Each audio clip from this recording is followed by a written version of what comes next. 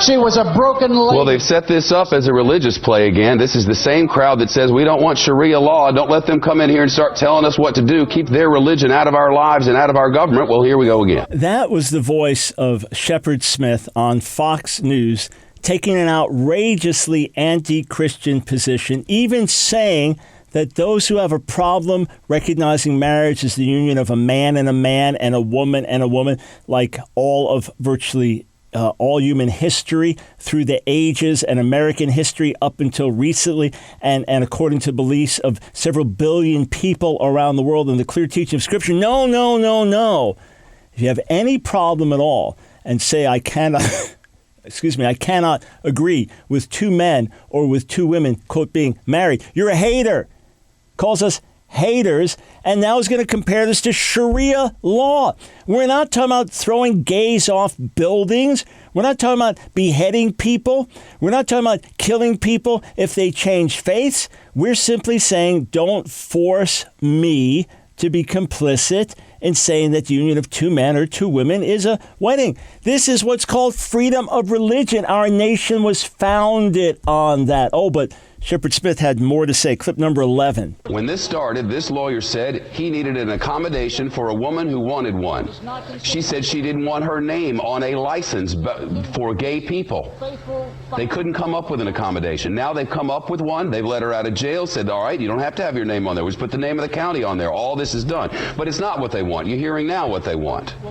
This is what they want. And this is what they're going to get. They're going to get a stirred up argument, and they're going to be able to make these claims. And the truth is, when you get right down to the fundamentals of this, the Supreme Court of the United States says that you can't have things being okay for one group of people and not okay for another group of people. This is not unprecedented. They did it when they said that black and white people couldn't marry. And they said, oh, wait, I guess you can. And now they've said straight people and gay people can also all get married. You want to get married? Go right at it. The government's not going to get in the way of you any more than they did in the way of straight people back in the day. But their haters are going to hate. Haters are going to hate. Mr. Smith, do you really not see a difference when you have blacks and whites, a male and female, and simply saying because of the color of your skin we have an issue with it, rather than radically redefining marriage to something it's never been? Do you honestly not see the difference? And would you have just sat by idly with Dred Scott and said, no problem, Supreme Court's ruled, blacks are not fully human beings, we just go with it? Seriously? Come on. Well, let's take this a little further.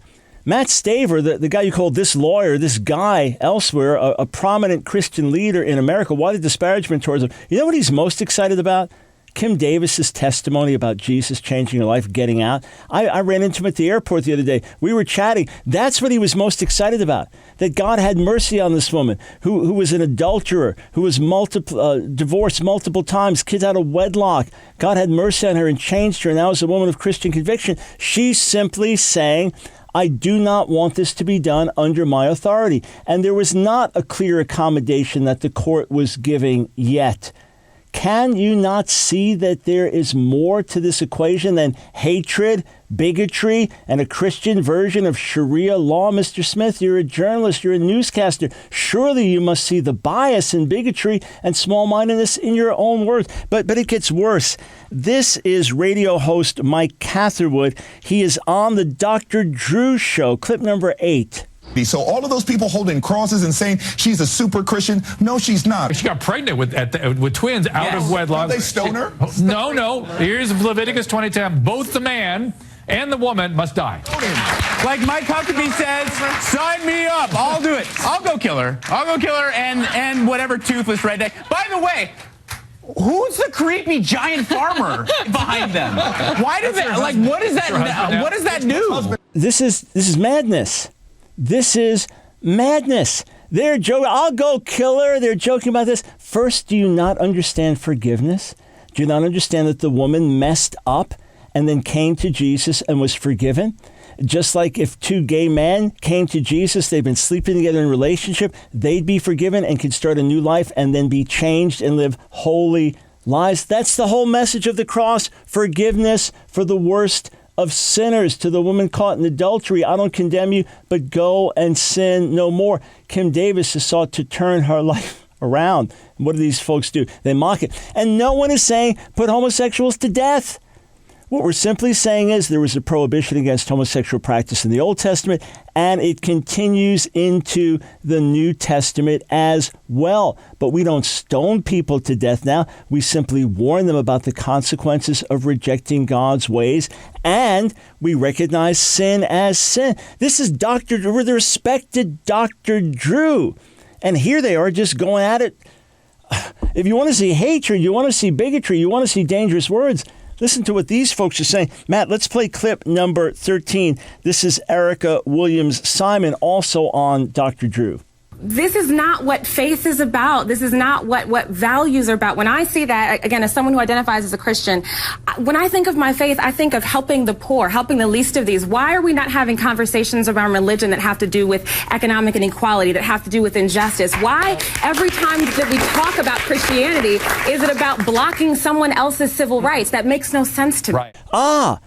What is happening day and night around the world through Christians? Feeding the poor, caring for the needy, World Vision, Samaritan's Purse, organizations like that, working to sponsor children, refugees, people in need, hurting around the world. This is happening day and night. Secular media, Dr. Drew, Shepard Smith, Erica Williams-Simon, you want to talk about this? We'll give you a story every single day. Hey, just from our own ministry and just from the graduates of Fire School of Ministry, just one little school, one little ministry, we could give you stories. You could report on these one a day for months and months to come. Caring for the poor, caring for the needy, helping the hurting, combating human trafficking. We'll give you story after story after story. Doesn't seem that that's what you want to talk about that much.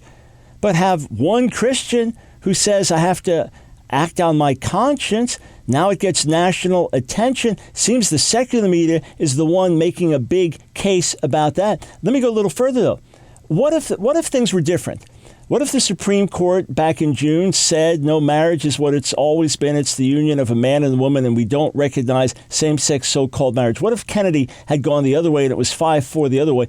And you had a Christian clerk, and this Christian clerk said, until my gay brothers and sisters can get married, I am not issuing any licenses. People would say, that's Christianity. That's standing for justice. The same ones that are bashing Kim Davis would be standing up for that person, saying, you're a champion, just like they stood up for Mayor Gavin Newsom in San Francisco.